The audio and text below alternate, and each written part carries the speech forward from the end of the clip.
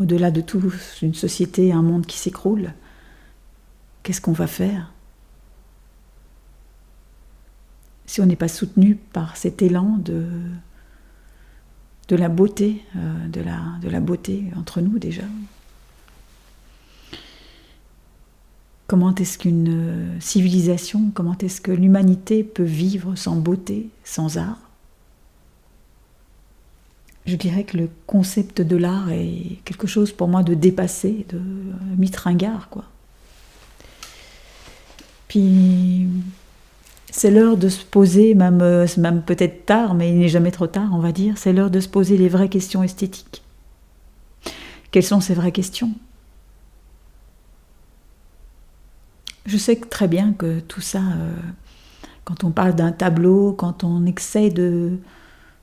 raconte l'histoire d'un tableau, quand on commence à raconter quel est le rapprochement humain entre les gens à travers ce tableau, à travers une image fixe, tout le monde se dit oui, mais le monde s'écroule, on va avoir faim, qu'est-ce qu'un tableau peut changer dans notre vie? Qu'est-ce que ça peut faire de voir un tableau alors que tout le monde crève de faim, alors que tout le monde se demande comment on va vivre demain? En quelle mesure ça va empêcher une guerre civile? En quelle mesure ce monde qui s'écroule on va pouvoir contrer ça? Si on s'occupe de l'art en ce moment, c'est pas une question qui se pose. La question de l'art, on s'en fout. Mais en fait, c'est pas cette question-là, puisque déjà pour moi, la question de l'art ne se pose plus depuis longtemps. Pourquoi? Parce que la question de l'art a été créée justement pour empêcher que l'esthétisme ou la beauté, en tout cas le travail qui révèle l'invisible et comment l'invisible peut interagir dans notre réalité et nous faire grandir, nous transfigurer l'humain. Cette notion du concept de l'art, de ce qu'est le rôle de l'art aussi même, avait comme agenda justement de nous appauvrir. C'est pour ça, le concept même d'art est très récent. Il a été créé, en fait, le concept d'art est arrivé à partir du moment où il y avait où la relation entre le savoir-faire de tous ces métiers ancestraux, comme la peinture, l'architecture, la musique, même le domaine ouvrier. Quand la relation avec Dieu s'est terminée, quand finalement le concept de l'art est arrivé au moment de la mécanisation aussi, de l'industrie. Puis cette mécanisation a fait en sorte qu'on ne puisse plus marquer notre empreinte, que ce soit un ouvrier ou un artiste. Cette empreinte a été délibérément obstruée, et que tout le sens que l'on pouvait y mettre dans notre travail, tout ce qui pouvait faire sens, disparaisse. Tout le sens de l'art.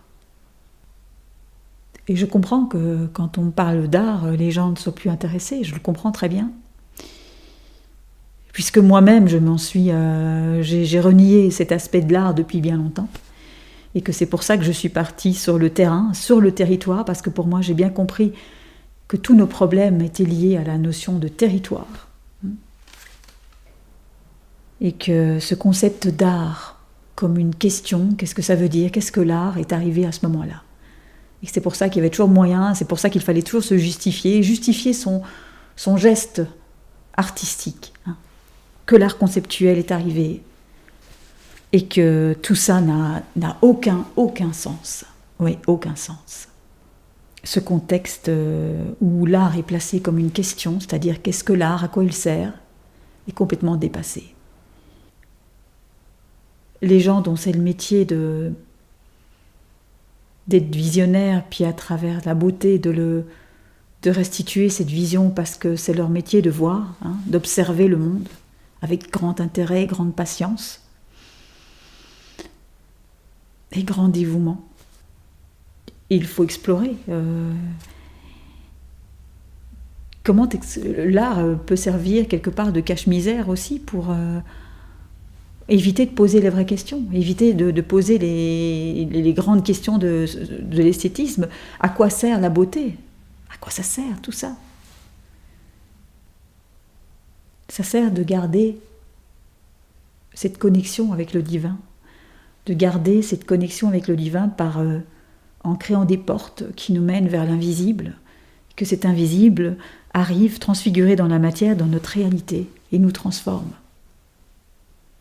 Et pour ça, il y a un temps, entre guillemets, gratuit à allouer, un temps que l'on donne. Et ce temps que l'on donne, comme le temps ici que j'ai, ou à travers un savoir-faire que j'ai travaillé à travers plusieurs mois, que j'ai élaboré un tableau, que je suis allée révéler aux Inuits, dans la réserve de Nutashquan. Il m'a fallu des mois, presque 10 mois de travail, pas non-stop, mais 10 mois d'étapes, 10 mois d'étapes pour arriver à la réalisation de cette œuvre, de ce tableau.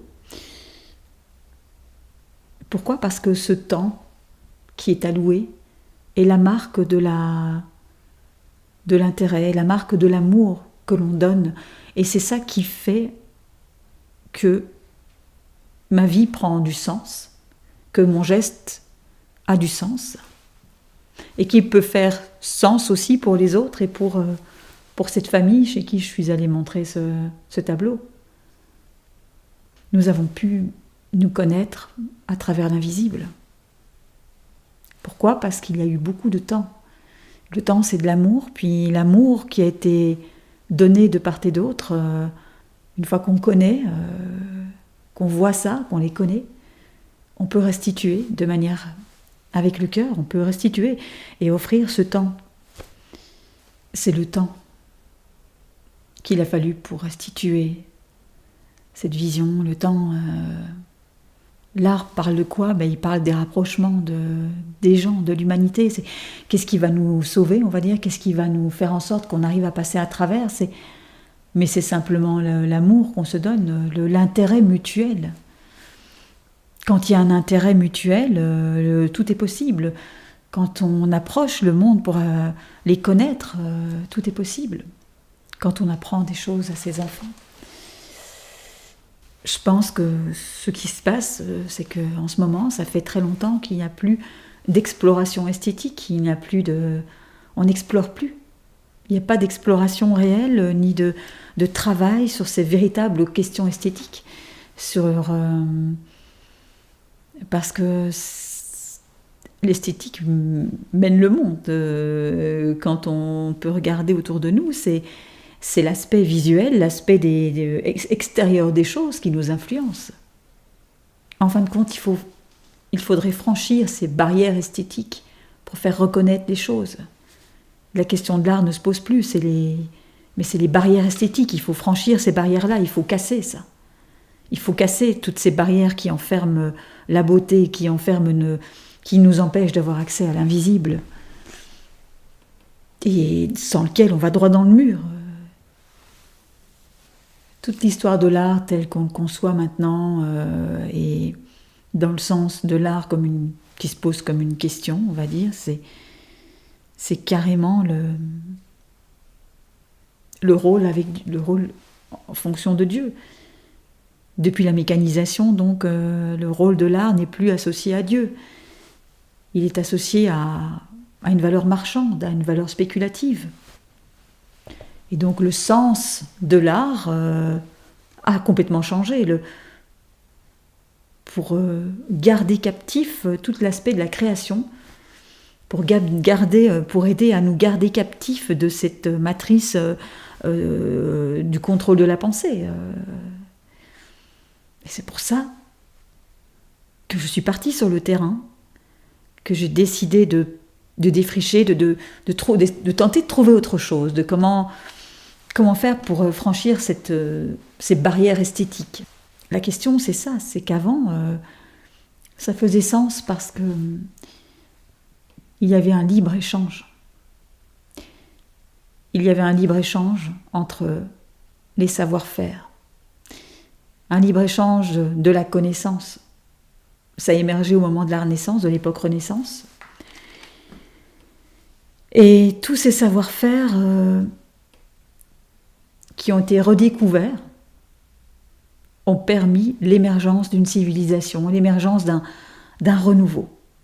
Ces savoir-faire qui venaient de très très loin, ces connaissances qui venaient de très très loin dans le passé, comme notamment les connaissances à travers les Égyptiens, la philosophie des Égyptiens qui a été traduite en grec, alors que les Égyptiens, eux, ne voulaient pas que leur philosophie soit traduite par écrit parce qu'ils avaient inventé une tradition orale et que pour eux, traduire cette tradition orale, c'était renier toute une part de leur philosophie, c'était dangereux parce que la mémoire est associée à cette tradition orale est importante. Faire travailler notre mémoire, à partir du moment où la mémoire est associée est emprisonnée parce que, ou plutôt que la mémoire est altérée, il y a une forme d'altération de la mémoire parce qu'on se dit qu'on peut avoir accès à un texte, ou que si on a toujours un texte sous les yeux, c'est pas grave, même si on mémorise pas, on a un texte, là, on a une preuve écrite, on a un texte, donc on atrophie notre manière de mémoriser, on atrophie notre mémoire, on atrophie cette capacité de pouvoir gérer à partir d'informations, de les organiser comme un tout. C'est pour ça que la question du territoire est fondamentalement importante.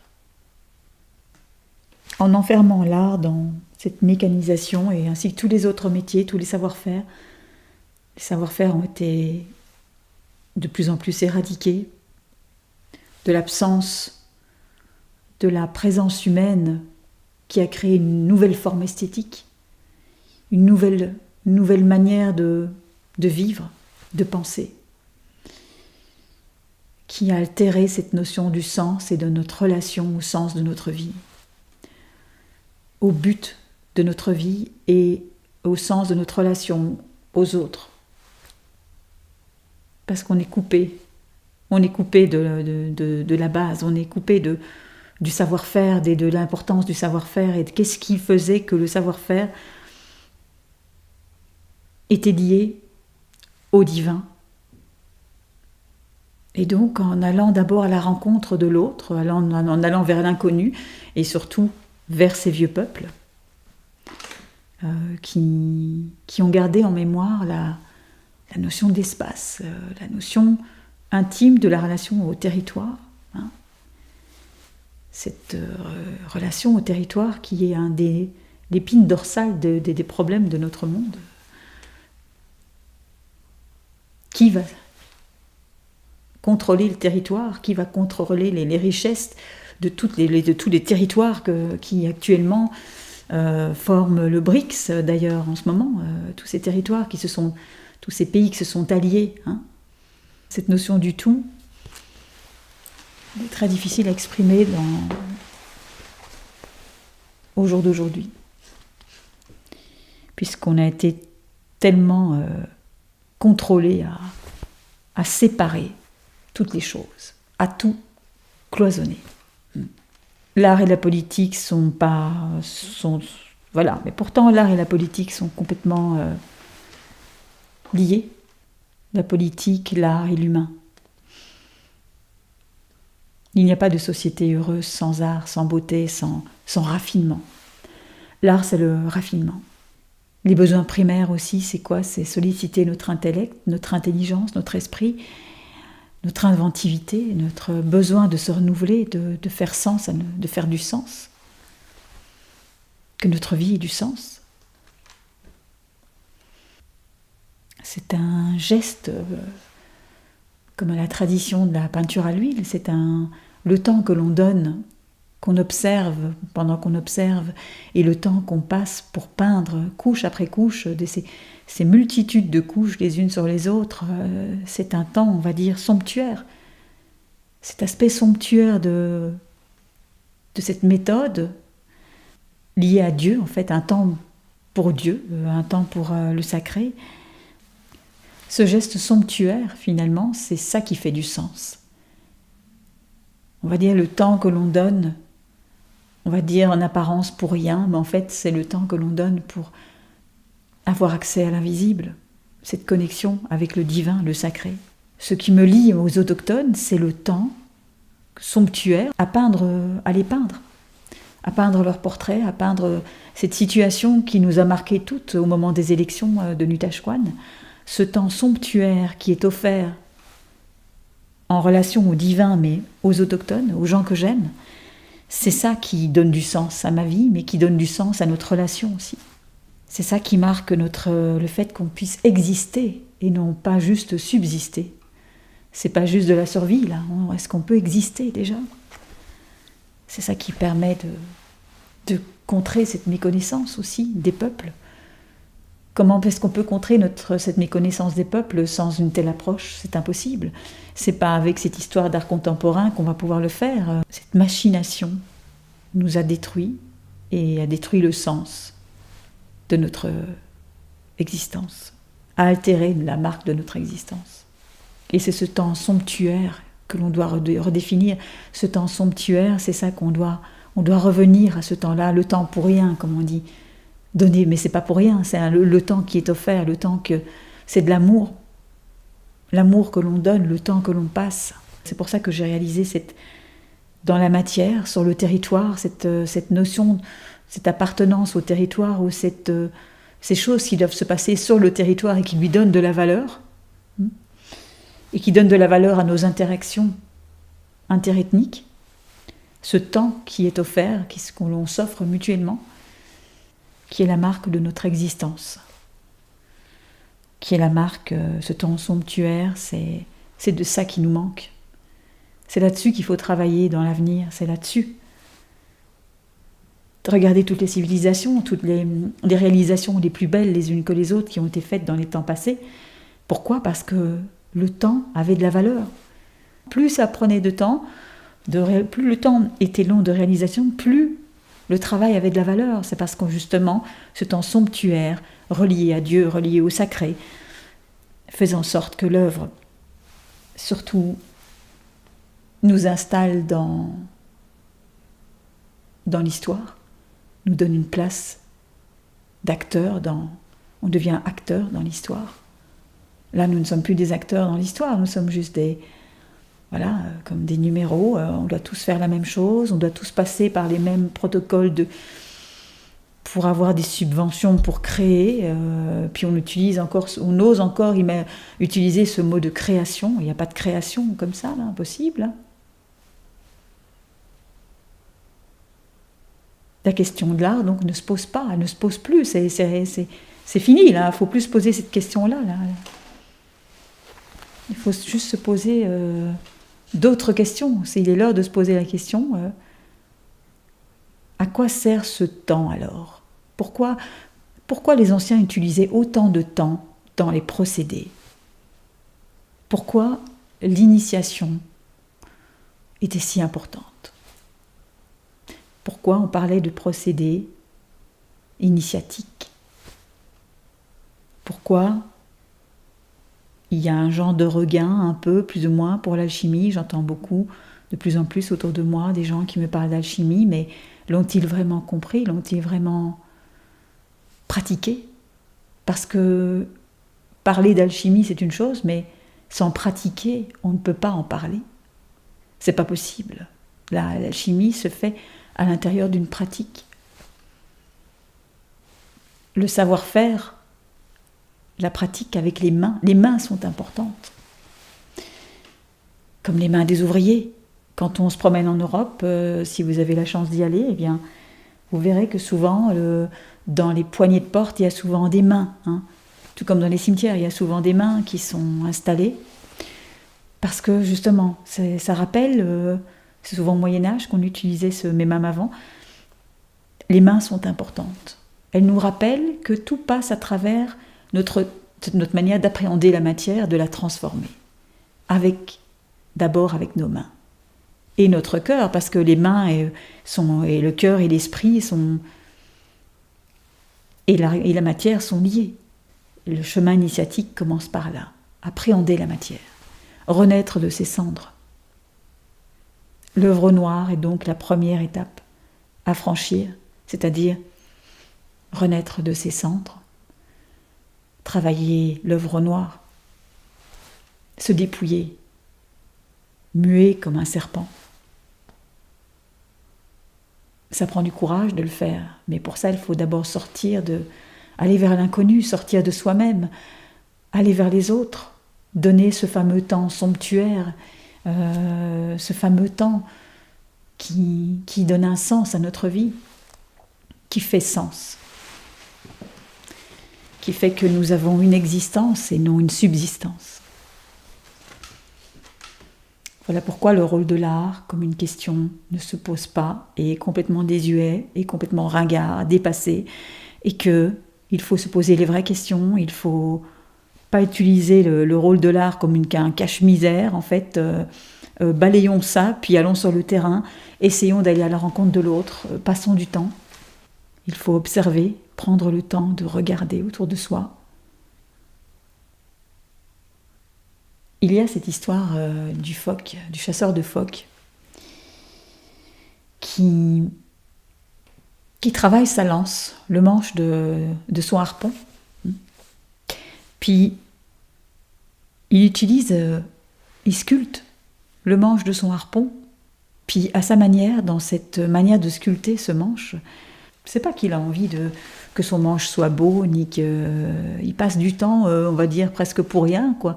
C'est qu'il a envie que son geste ait du sens. C'est pas juste tuer un phoque pour se nourrir et pour nourrir sa famille, non, il a besoin que sa vie ait du sens. Cette manière d'orner, de passer du temps à sculpter, tout ce temps-là, cet amour qu'il a mis en préparation de tuer ce phoque, il a créé une relation entre lui et le phoque, il a créé une relation entre son geste et le sacré et le divin, il a ouvert une porte vers l'invisible quelque part. Il est lié, il est connecté à l'invisible quand il va lancer cette lance et transpercer le phoque. Puis ce geste fait sens, ce geste du coup lui offre un sens à sa vie et ne lui fournit pas non seulement juste la subsistance pour nourrir sa famille, il lui offre aussi un moyen d'exister dans ce monde. C'est ça qu'on nous a enlevé. On nous a enlevé notre faculté, notre capacité, notre pouvoir d'existence. Comment exister dans ce monde? Et là, on revient avec la question de l'esthétique, la question de la beauté, en relation avec la politique. La politique, forcément, du coup, est liée aux questions esthétiques, puisque c'est elle-même qui nous empêche de réaliser ce libre arbitre, ce libre-échange, c'est ça le libre-échange. Quand les connaissances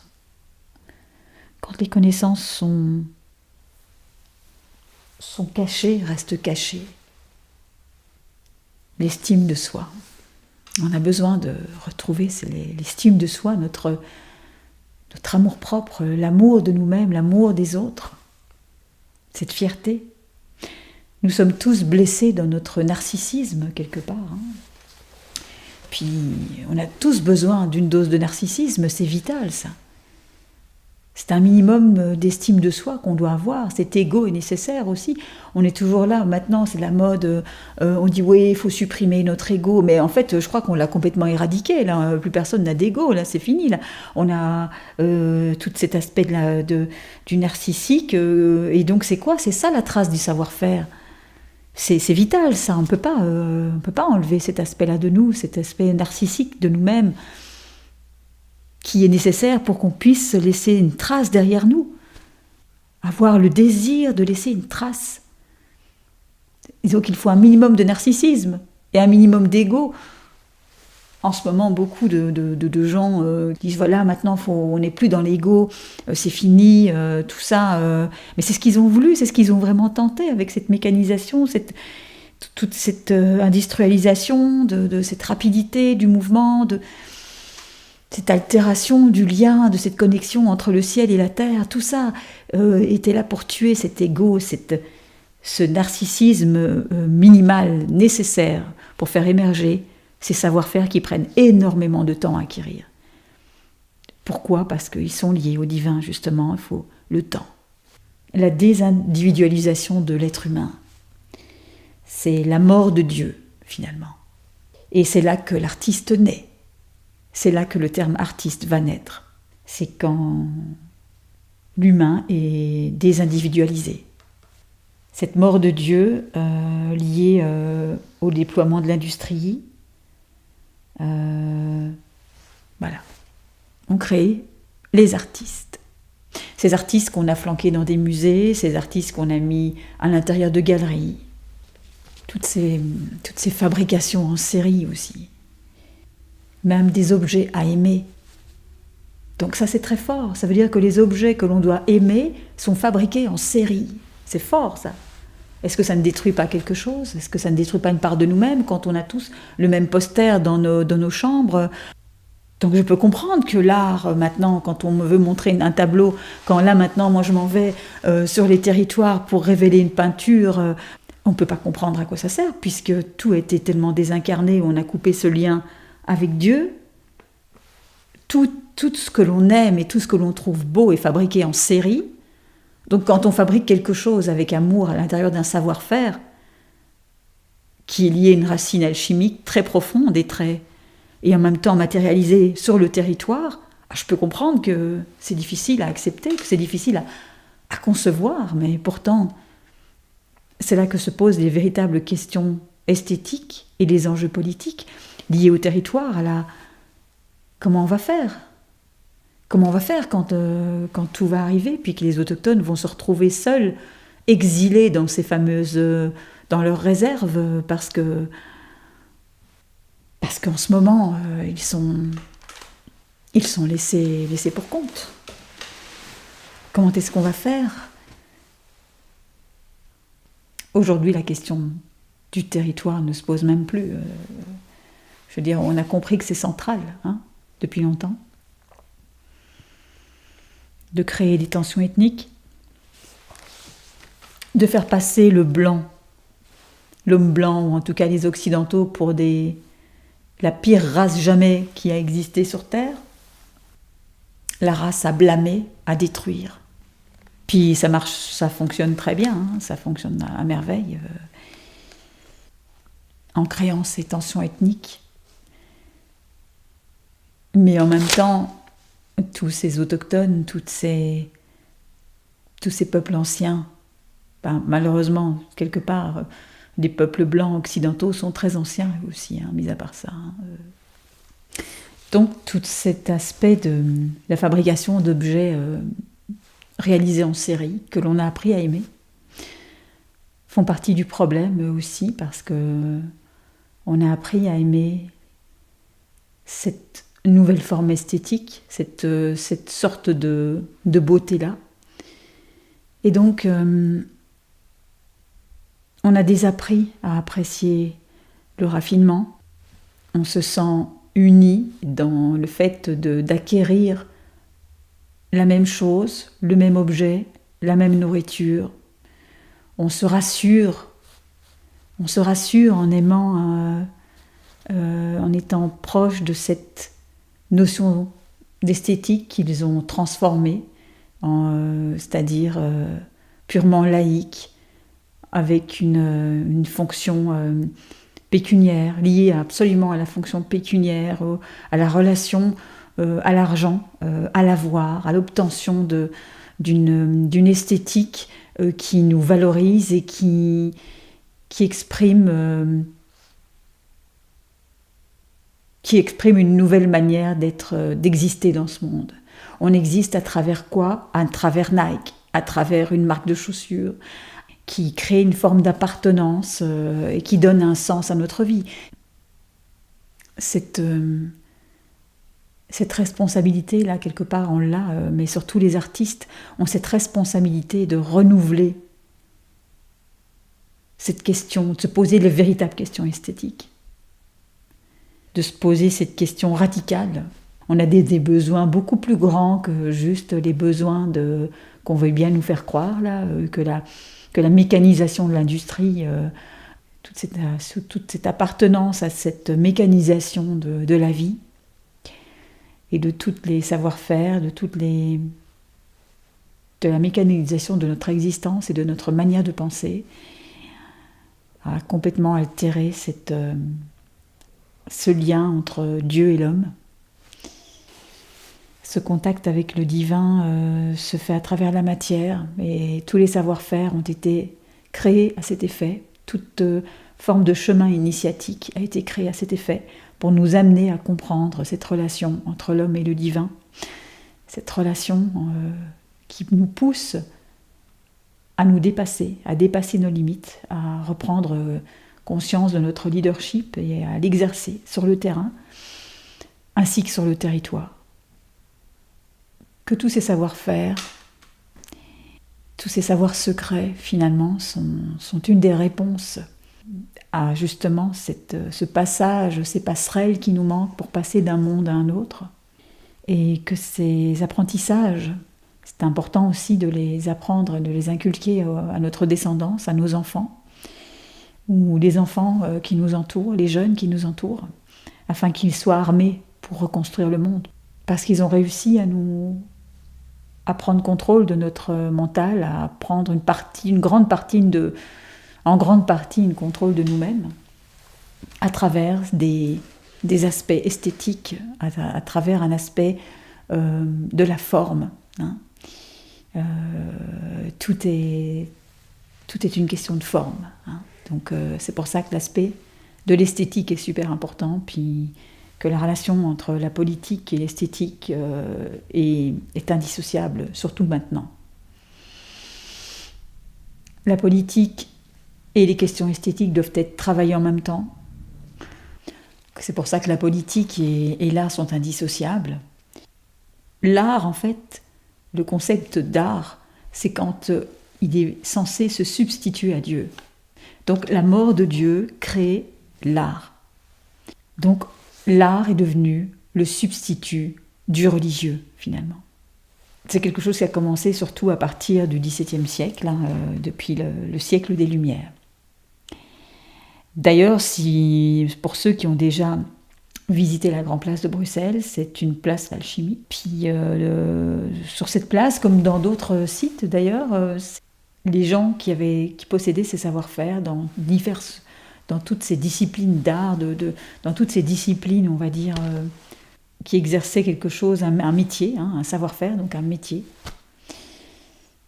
lié à la beauté, à la transfiguration de l'être humain. Tout ça, ces gens-là, qui sont des visionnaires avant tout, ont vu le danger quand l'alchimie plutôt, est devenue la chimie. Ça veut dire que il n'y avait plus cette connexion entre le ciel et la terre.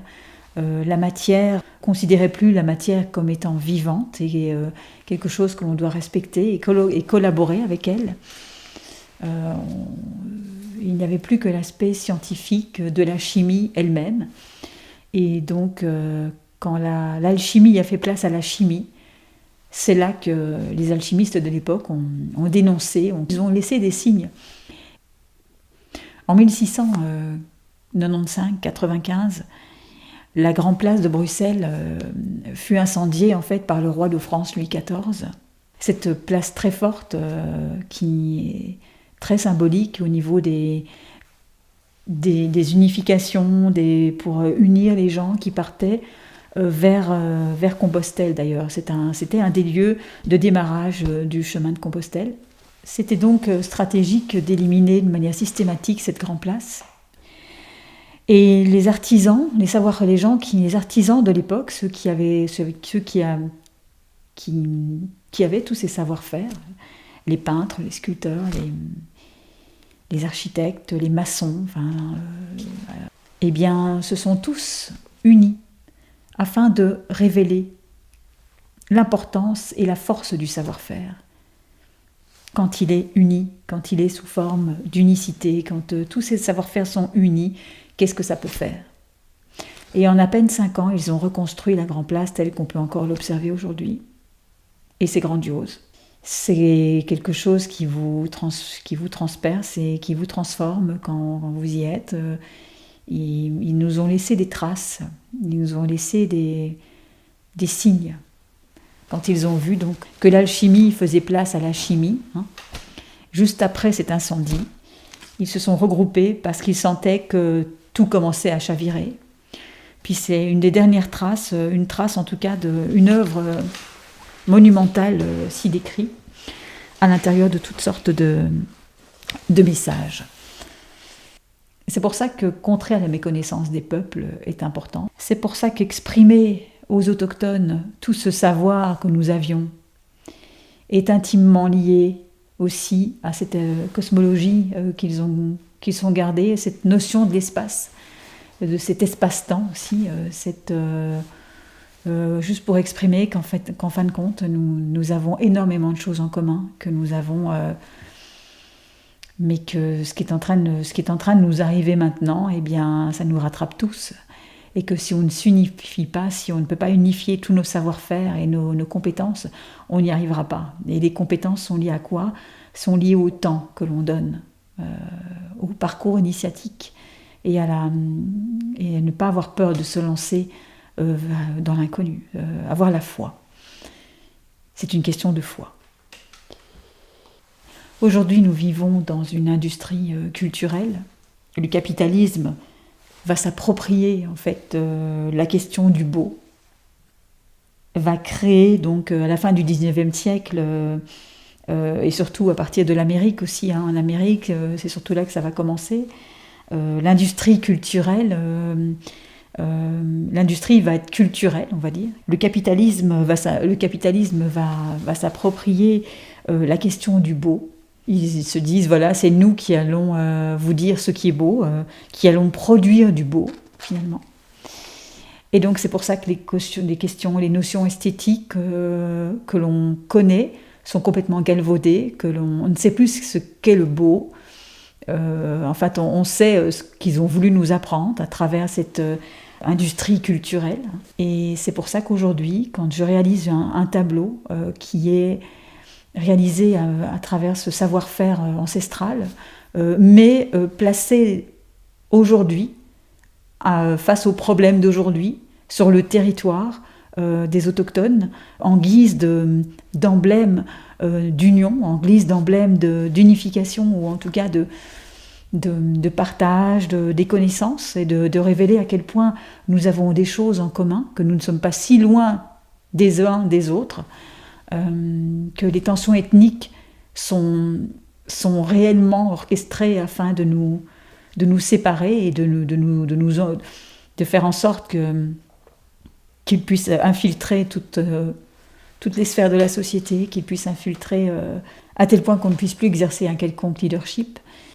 Les artistes, ils se sont dit, on va les contingenter dans des musées, des galeries, et puis on va en faire un marché spéculatif, le marché de l'art. Donc le somptuaire, c'est pas pour les masses pour eux. Le somptuaire, ce temps, cet amour que l'on donne, c'est pas pour les masses. Les masses, elles ont juste droit au supermarché. Maintenant, l'art, c'est l'industrie, la publicité. C'est vivre et penser comme des porcs. Vivre et penser comme des porcs. La malbouffe, comme des animaux, on nous traite comme des animaux finalement. Et nous amène à notre perte, nous amène à des moments comme maintenant, où on ne sait plus, on pense même que l'art a toujours existé de cette manière-là, mais on a oublié quel était le rôle des anciens, quel était le rôle véritable des savoir-faire. À quoi servaient ces techniques, ces méthodes, ces procédés ? Les artistes, à défaut d'utiliser un autre nom, questionnent la manière dont on vit ensemble, comment est-ce qu'on peut vivre ensemble. Et l'art marque le monde. L'art marque le monde. La fonction de l'art doit changer, puis c'est sur le terrain, sur le territoire, de fonctionner à travers la peinture à l'huile, renouveler ce rôle de l'image fixe. Pourquoi j'insiste sur ce mot fixe ? Parce que il faut se concentrer sur ce point, sur une seule image. C'est pour ça que je travaille en ce moment à faire connaître ce tableau-là, et non pas à l'intérieur d'une exposition de 40 tableaux. C'est très important de valoriser un tableau, une image. et de voir son cheminement, voir pourquoi elle va sur le territoire, pourquoi avoir peint autant de mois, autant de temps, avoir peint cette vision, avoir peint cette scène de 3 femmes autochtones qui se soudent les coudes face à une situation d'urgence. Pourquoi l'aspect humain est celui qui leur a permis de supporter et de supplanter ces situations si dramatiques. Comment est-ce que les femmes aussi peuvent jouer un rôle? Quel rôle elles jouent là-dedans, finalement? Quel rôle les femmes prennent et vont prendre? Comment mettre en valeur cette relation avec ces femmes, cette relation de... Comment apaiser les tensions ethniques? Comment l'art peut jouer un rôle? Comment l'art, comment la beauté, le raffinement, à travers une matière, à travers un procédé à l'huile, peut apaiser les tensions ethniques, peut rapprocher les gens. Comment est-ce qu'il permet de se voir l'un l'autre? Comment est-ce que ce tableau a permis qu'elle me voie? Et comment est-ce qu'il m'a permis de m'exprimer face à eux? Comment est-ce qu'il a pu aplanir toute cette crainte, toute cette peur de l'inconnu, et comment est-ce qu'il a pu nous réunir dans un moment unique où ça se passe de mots, voilà. C'est des choses qu'on ne peut pas décrire, mais qui a changé, qui nous a transformés, puis qui a changé notre relation à tout jamais, qui a tout changé. Transformé par des formes la société elle-même. C'est un peu ça, ce qu'ils ont tenté de faire, c'est de... Toutes ces formes ascétiques, toutes ces formes industrialisées que l'on contemple jour après jour autour de nous, nous ont profondément transformés. Ils nous ont fait comprendre que l'image pouvait être elle-même virale aussi. Ils ont utilisé l'image pour nous toucher, mais de manière profonde, mais pas de manière humaine, de manière inhumaine. Ils ont utilisé l'image de cette manière inhumaine pour nous toucher et nous faire mal. Les tableaux, on les met en action maintenant, on crée des images virtuelles pour rentrer dedans, parce que les gens ne peuvent même plus se mettre en action. L'image fixe permet de se mettre en action, et donc de stimuler notre leadership quelque part. C'est pour ça que c'est important une image fixe. C'est pour ça qu'ils ont tout rendu mobile. Même les musées, ils révèlent des tableaux à travers des installations virtuelles, pour nous montrer qu'on n'est plus capable, nous, de rentrer dans un tableau. On n'est pas capable parce qu'on est désincarné, on a besoin qu'on nous tienne par la main, puis qu'on nous explique tout de A à Z. On n'est plus capable d'exercer notre leadership pour rentrer, pour essayer d'avoir la patience d'aller vers une image fixe, d'aller d'aller vers son message, d'y accéder, de pouvoir accéder à ce message qui va nous transfigurer, nous transformer. L'art, tel qu'on le voit aujourd'hui, tel qu'il est dimensionné, n'a pas d'autre rôle que de créer un marché. Un marché que l'on se dit, un marché captif uniquement pour les élites. Et donc on pense que ces choses-là sont superbes et que c'est ça le raffinement, parce qu'il n'y a que les riches qui peuvent l'acheter. Donc c'est encore un leurre, ça c'est pour nous troubler, ça c'est pour nous faire dégoûter de l'art. Ils veulent, non seulement l'art est faux, mais en plus ils veulent nous dégoûter de ça, quoi. Ils veulent vraiment nous écraser jusqu'à la moelle, là, nous enlever tout sens, tout but et tout sens à notre existence. Et toute relation à l'humain. L'art, c'est la vie, c'est l'humain. C'est l'expression la plus humaine qui soit. C'est le temps qu'on donne, le sanctuaire que l'on offre à l'autre. La relation au divin.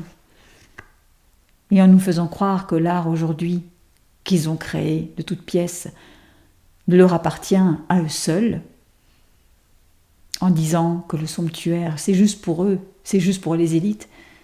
Mais l'ennui, c'est que ce somptuaire-là est faux, est vide de sens. Donc quelque part, ils nous mentent, ils se mentent à eux-mêmes, mais surtout, ils troublent chez nous cette capacité d'aimer même, et de s'aimer nous-mêmes, de s'aimer. Donc on est dans un moment de grande transformation, il va falloir libérer ces secrets, mais pas à n'importe quel prix non plus, mais il va falloir partager,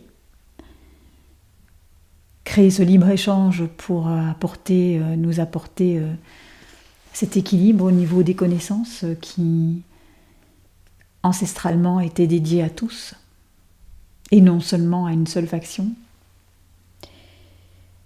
La période de Renaissance, à ce moment-là, était très importante parce que pour la première fois, des textes écrits en grec ont été traduits en latin.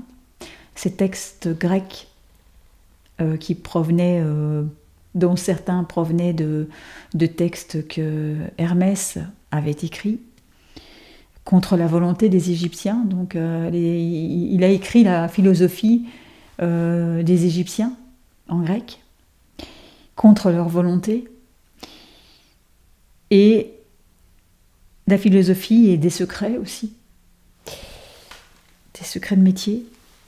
Puis à travers ça, ces textes-là ont été traduits en latin, et c'est comme ça que la période de Renaissance a pu naître et voir le jour. C'est que ces textes-là, traduits en latin, on a découvert des savoir-faire, des secrets, des connaissances qu'on n'avait jamais eu accès jusqu'alors. Ces connaissances qui étaient liées aux Égyptiens, qui eux avaient cette tradition orale, qui détenaient ce pouvoir justement de l'image, cette notion. Ils avaient une tradition orale, mais ils s'exprimaient aussi par leur langage, on va dire, comme des pictogrammes. Les hiéroglyphes égyptiens étaient des images superposées les unes sur les autres, donnaient une information générale, globale de la situation. Ce n'était pas une information linéaire qui se lit de A à Z, c'était une superposition d'idées qui offrait une image globale. La technique de la peinture à l'huile a été inspirée de cette vision-là, de superposer des couleurs translucides les unes sur les autres pour donner une image globale à travers une image fixe, mais en totale connexion avec le divin, avec le ciel. Que la matière, le procédé, si vous voulez, la technique permettait de transfigurer. Donc transfigurer le divin dans l'humain et de le partager, d'élever notre conscience, d'élever nos connaissances, d'élever notre esprit à autre chose et d'avancer dans la vie, de faire sens à notre existence, de faire en sorte que notre existence vaille la peine. Et que l'on se retrouve, qu'on retrouve notre marque, qu'on ne soit pas tous des numéros, qu'on ne soit pas tous des faiseurs en série, d'une esthétique parfaite.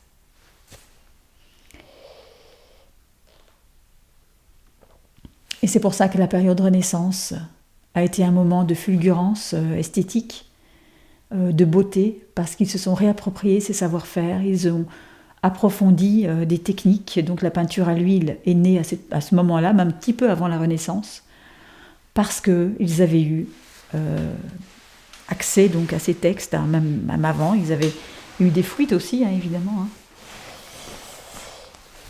Et donc les peintres flamands ont élaboré cette technique basée donc sur cette superposition d'images, de symboles finalement, et de couleurs transparentes, pour que la lumière traverse la couleur et révèle la lumière, révèle le clair de l'obscur, fasse sortir le clair de l'obscur. C'est pour ça que l'obscur est toujours aussi important au regard de la lumière. La lumière et l'obscur ne font qu'un. Ils sont indissociables et l'un permet à l'autre d'exister. C'est pour ça que cet aspect du narcissisme est important pour que l'on puisse avancer, et qu'il ne faut pas le bafouer, qu'il ne faut pas, tout comme un certain ego est important aussi. Tout est une question d'équilibre. Et c'est ça que la période Renaissance, en fonction de cette relecture de ces textes antiques, pas antiques, mais anciens, parce qu'ils ne venaient pas de la culture grecque, mais bien plutôt de la culture égyptienne, de la civilisation égyptienne, entre autres, nous ramenait à cette notion du tout. Et c'est ça la beauté, c'est l'harmonie. La beauté, c'est l'harmonie. Et on a besoin de ça pour trouver un sens à notre vie.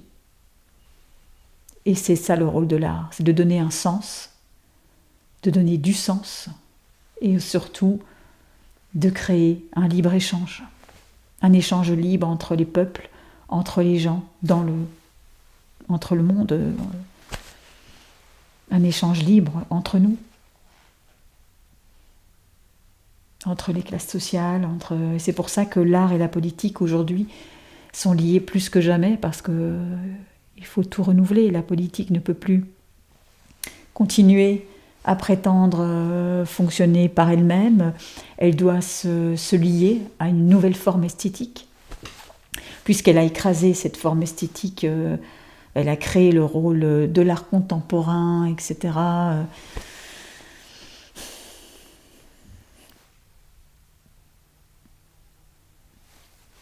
Tout n'est qu'une valeur marchande dans ce monde, tout n'est qu'une question de spéculation marchande. Et quand les banques s'écroulent, quand il n'y a plus d'argent, quand tout s'écroule, et que tout ce qui est beau est lié à l'argent, comme l'art n'est lié qu'à l'argent, au marché, quand tout est lié au marché, tout s'écroule. Quand les choses ne sont plus liées au somptuaire, au temps que l'on donne, voilà pourquoi il faut revenir au somptuaire, au temps offert en connexion avec le ciel, et au savoir-faire qui ont été gardés longtemps en Europe, que l'on garde encore, que beaucoup d'Européens encore connaissent. Enfin beaucoup, de moins en moins malheureusement, parce que nous aussi, on s'est fait, c'est partout, c'est mondial, donc. Mais s'il y a bien un endroit où il y en a encore, c'est là, c'est en Europe. C'est pour ça que il ne faut pas tout renier, qu'il ne faut pas écraser les Européens comme si on était juste des colonisateurs et des blancs colonisateurs qui avaient foutu la merde partout. Non, il y a de la beauté, il y a des gens qui valent la peine, qui ont gardé des secrets, qui ont gardé des savoir-faire, qui sont vraiment des savoir-faire qui sont vitaux pour le monde, pour la reconstruction du monde. On a besoin les uns des autres. Nous avons toutes les races ont des forces singulières, des forces qui peuvent se combiner. Il faut apprendre à vivre ensemble. C'est le rôle de l'art de contrer à cette méconnaissance des peuples. Travaillons de manière omniprésente sur le terrain. C'est en ça que nous croyons, le terrain en interaction avec les autres. Ça fait très longtemps qu'on y travaille.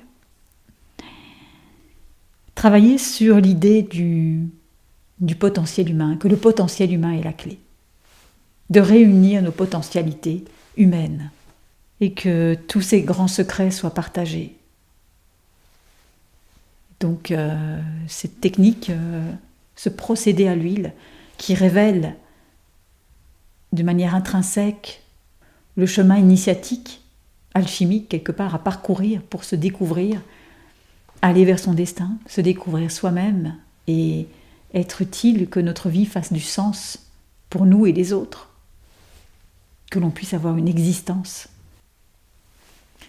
L'époque Renaissance fut une tentative magnifique, mais le siècle des Lumières est venu l'éradiquer. Ils ont refermé en fait tout ce qui était en train d'émerger, tous les textes que l'on avait commencé à redécouvrir au moment des siècles des Lumières, quand la chimie a remplacé l'alchimie, tout ça est tombé en désuétude. une forme d'articulation comme une spirale, comme quelque chose en mouvement. Un mouvement en équilibre, en alternance. Cette maison de production, donc d'abord, son utilité, c'est de créer un libre-échange interethnique, outre-Atlantique, entre le Canada et l'Europe. Principalement l'Europe francophone et le territoire de la côte nord, donc le Nitassinan, les Inuits, le peuple Innu, qui habite surtout le littoral atlantique, et donc un territoire prisé, éminemment prisé. C'est un centre névralgique très très important. Les Nutashquan est la porte d'entrée, la réserve, une des dernières réserves, puis la réserve qui est une forme d'épicentre de la côte nord. C'est pour ça que je me suis beaucoup attachée à cette réserve qui est à mon sens assez singulière dans une espèce de... Il y a une forme de passion exacerbée, puis étant donné qu'ils sont plus loin aussi et vraiment en face, pas loin du Golfe, qui fait face à l'Europe, c'est aussi un endroit stratégique très important. Donc c'est pour ça que le libre-échange devait s'opérer à partir de là, entre Nutashquan, de manière plus précise, entre Nutashquan puis le cœur de l'Europe, la Belgique, la France, la Belgique, les pays francophones.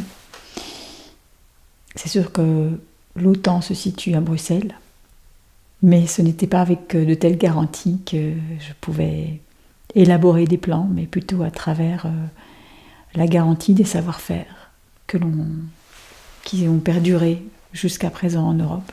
Et ces savoir-faire que je détiens, que j'ai eu la chance de pouvoir être initiée depuis très très très longtemps, depuis mon plus jeune âge, eh bien je veux les partager. C'est avec ça, c'est ce terreau-là qui me permet de créer ce libre-échange et cette approche plus profonde qui est créée aussi par l'alternance de mes voyages entre l'Europe et la côte nord et le peuple Innu.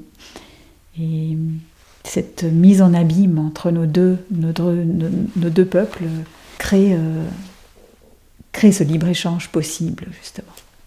Crée des possibles que jamais autrement. Je veux dire, c'est le fait de pouvoir voyager entre ces deux peuples, le fait de sonder l'océan, de sonder à travers l'océan ces deux manières d'être, de penser, ces liens qui nous unissent. L'aspect du territoire aussi est très important et de l'histoire. Permet d'avoir des visions et de restituer ces visions à travers des tableaux, à travers une image fixe. Donc c'est à travers ce médium-là que je vais vous présenter la perception du Nitassinan et la perception de l'Europe, la perception de la compréhension de comment on peut agencer nos savoir-faire afin de passer à travers ce marasme et cet apocalypse que l'on vit aujourd'hui, qui peut nous mener à une renaissance.